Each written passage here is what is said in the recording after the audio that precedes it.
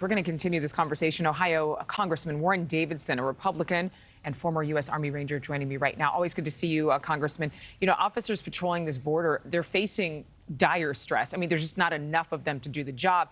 And then, as we saw in Allie's report, there's even more dangerous areas where you can't call for backup.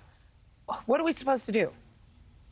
Well, we got to build the infrastructure. You know, people said, oh, build the wall. The wall was really a metaphor for the whole infrastructure. It's really more of a fence. It's 30 foot high. It's got slats. It's metal. It's got fiber optic sensors in it.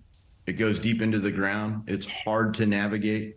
But there's a road network that's built around it, too. And then it's got antennas and sensors in depth. So you get more communications. You get, vision systems, thermal sensors, seismic sensors, all those things in depth is border infrastructure.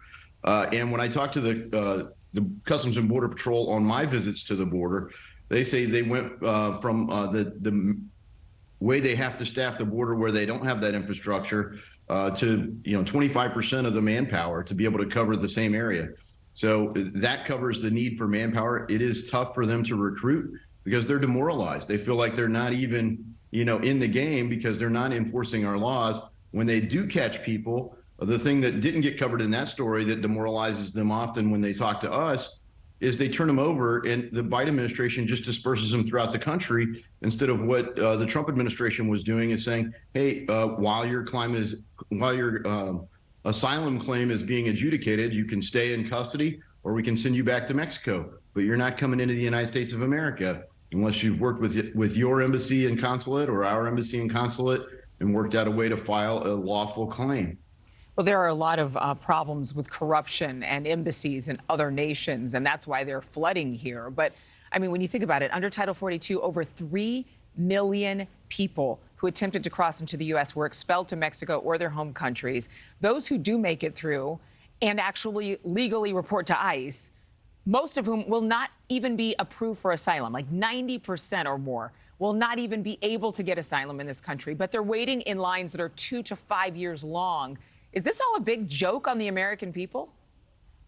Well, I mean, it's not a joke. The sad thing is there are people, namely the Biden administration and their supporters, that understand the implications of this policy, and that's why they're for the policies. A lot of people don't really get the implications. That's why reporting like this is important. Some people get the implications and they go along with it anyway. That's how some of this stuff, we can't take action in Congress because it's become a partisan issue. There are no sanctuary cities that are led by Republicans.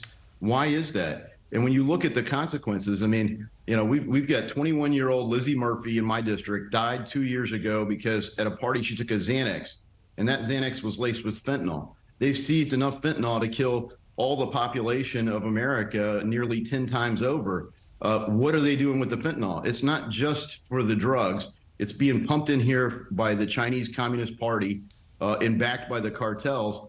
They're doing it for the money, and they're doing it for the impact on our culture. It's horrific, and we have to put an end to it. You introduced the Stop the Cartels Act last year. Where does that stand? Well, we're working to rename it the Lizzie Murphy Act to stop the cartels, to personalize it. So many families come up and talk about how, look, we keep fighting over border security and we keep fighting over immigration policy. Can't we at least agree to stop the cartels? And that's the story behind it. And what's going on? We should treat them as enemies of our country. They are really not the same as an army per se. They're not the same as terrorists. They are criminal enterprises, but we should be targeting them the same way that we target actual enemies like Al-Qaeda and ISIS. The challenge is if you do that the wrong way, then automatically anyone in a country with a cartel can say, oh, we have a legitimate asylum claim, and now everyone just comes flowing in. And then you take that ratio from being 90% asylum claims rejected to like 99% accepted. That's not sustainable for the United States.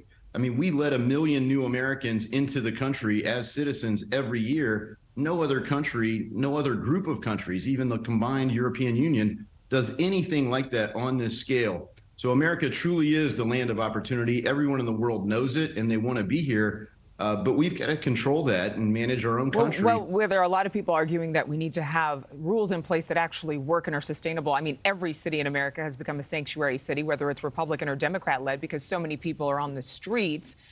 Immigration attorneys are now concerned because the Department of Homeland Security is more interested in reducing numbers than treating people humanely. So what exactly should we do with all these people hanging in limbo? Because it's easy to dehumanize the cartel. It's easy to make it this war machine or drug dealers and to say they don't deserve a chance. But then there are people who honestly came here and they're stuck because they can't get an asylum claim approved and they can't go back to their own country. What do we do with them? Yeah, they are stuck. And the problem is the cartels make money off of all of them, even after they're here. And that's why we have to take them out. Even in the highest density or immigrant areas, stopping the cartels is popular because they had to pay the toll to get across the border. Navigating Customs and Border Patrol is the least of their worries. I mean, young women are taking, morning after pills because they know they're going to get raped. And yet they come anyway.